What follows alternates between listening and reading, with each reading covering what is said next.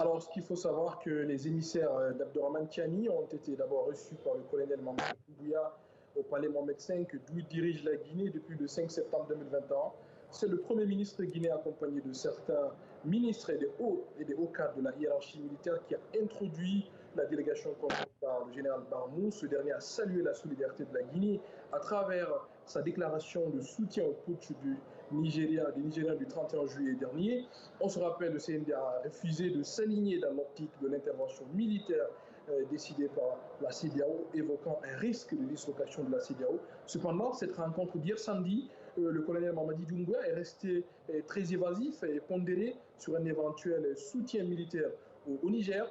En termes de tonalité et de position, Doumbouya est totalement le contraire des discours entendus au Mali et au Burkina Faso. Alors, entre juntes, le dialogue est aussi sans doute plus facile. Oui, le dialogue passe mieux, ce qui est normal car ils sont confrontés presque à la même situation et sont venus au pouvoir en prenant tous les armes. Donc les uns essayent de se tenir aux autres, de se souder face à la pression de la CEDEAO, mais plusieurs observateurs guinéens, Mamadi Doumbouya, n'embouchera pas la même trompette que Goïta au Mali et Ibrahim Traoré au Burkina Faso.